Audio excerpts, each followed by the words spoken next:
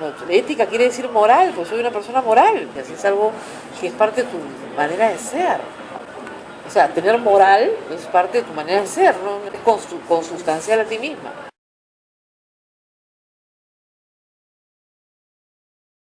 Te explico.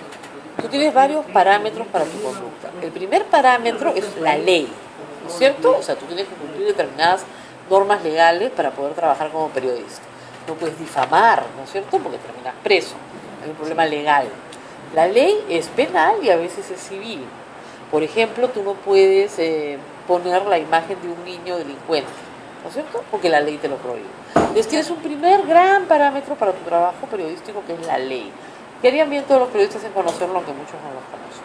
Sea leyes penales, normas administrativas o civiles, te ponen algunos parámetros que tienes que cumplir. ¿Ok? El segundo tema es que tú tienes estándares éticos internacionales que se aplican a todo trabajo periodístico en cualquier parte del mundo.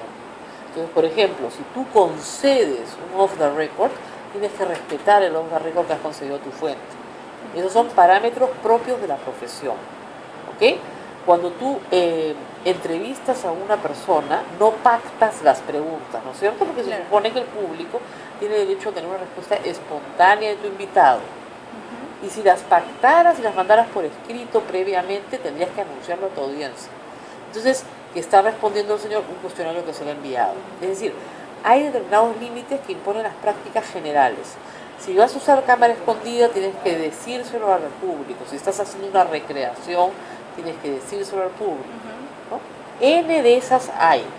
Tienes que proteger la identidad de los menores de edad, etcétera, etcétera, etcétera. O sea, estándares internacionales que aplican en todas partes. Tienes que cotejar, tienes que buscar dos testigos de un hecho grave, tienes que corroborar tu fuente, etcétera, etcétera, etcétera. Ese es un estándar general.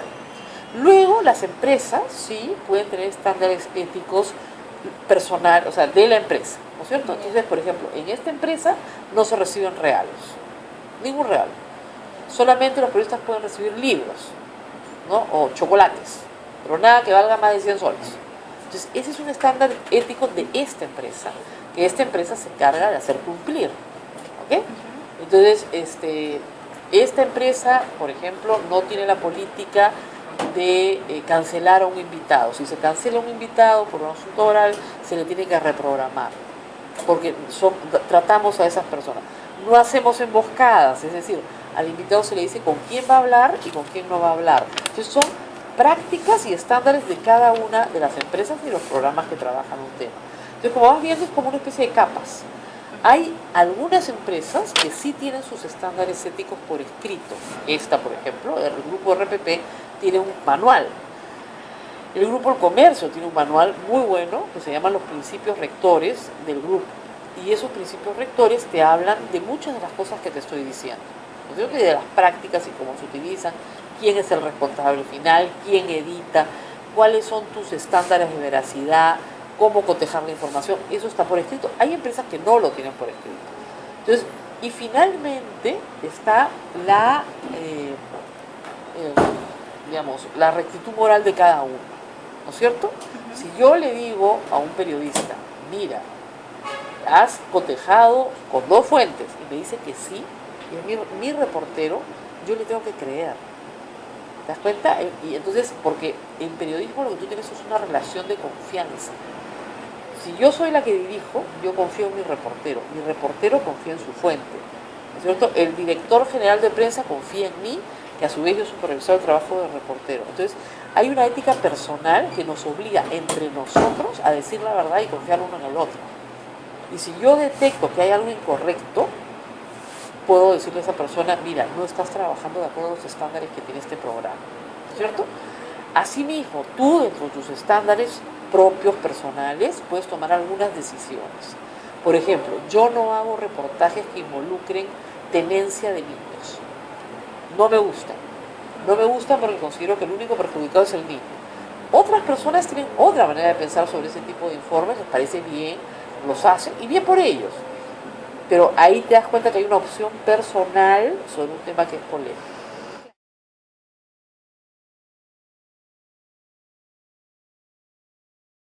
Entretenimiento nunca he hecho. No conozco. Mira, la libertad de prensa que está en la Constitución, que es una garantía para todos, es una libertad política. Es una libertad política que protege derechos políticos. Es decir, el derecho a conocer quién gobierna, cómo gobierna, etcétera, etcétera. Todo lo que tenga que ver con la política nacional. La Constitución no garantiza libertad de entretenimiento. Los contenidos de entretenimiento no están protegidos por la libertad de prensa.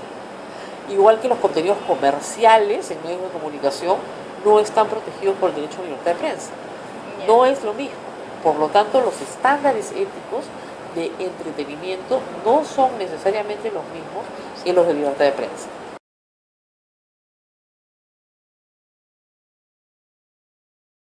Fue clarísimo, yo no estaba de acuerdo con las cosas que estaban haciendo dentro de la empresa, lo dije pública y abiertamente, y la empresa consideró que yo no podía seguir trabajando ahí porque no estaba de acuerdo con las decisiones que estaban tomando. Querían votar a mi directora periodística, que yo consideraba estaba haciendo un trabajo estupendo, por razones que no tenían nada que ver con libertad de prensa, sino con una posición que se quería tomar dentro del canal a favor de determinada candidatura en las elecciones. Como eso es inaceptable para un periodista independiente, lo hice saber por escrito. O sea, no me quedé callada, me puedo quedar callada, tendría mi trabajo hasta ahora. Yo lo hice saber por escrito, pública y notoriamente, digamos, entre la gente del canal.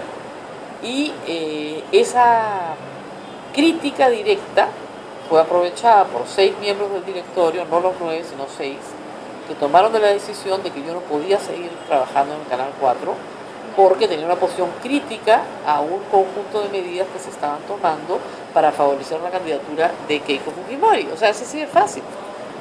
Entonces sí hay una razón política, por cierto que la hay.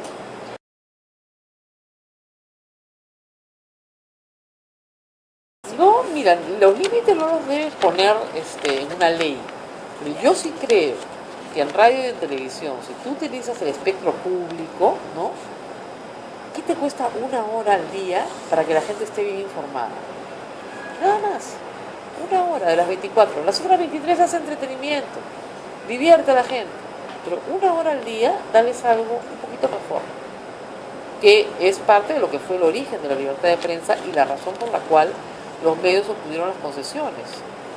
Informar, hacer buenos programas periodísticos. Eso es todo. Las otras 23 horas, diviértelos.